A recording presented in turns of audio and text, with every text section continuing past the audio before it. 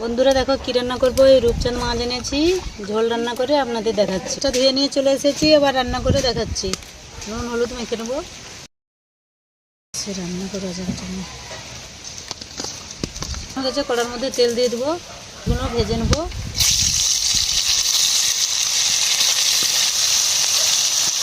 মাছটা লাল লাল করে ভেজে নিয়েছি, তুলে নেবো। কড়াই আমি আর তেল দিচ্ছি না, এই তেলে রান্না করছি। কালো জিরে ফোড়ন করবো, দিয়ে দেবো। টমেটো কুচি দিয়ে দেবো,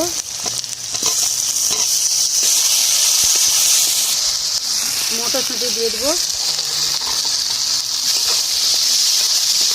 আলু দিয়ে দেবো, পরিমাণ মতন হলুদ দিয়ে দেবো, হাত মতো লবণ দিয়ে দেবো, একটু কষিয়ে নেবো। সবজিটা কষানো হয়েছে নাকি দেখে নেবো। রাখার লঙ্কা বাটা দিয়ে দেবো, মতন জল দিয়ে দেবো, দিয়ে সবজিটা একটু সিদ্ধ করে নেবো। সিদ্ধ হচ্ছে নাকি দেখে নেবো। মাছটা দিয়ে একটু ফুটিয়ে নেবো।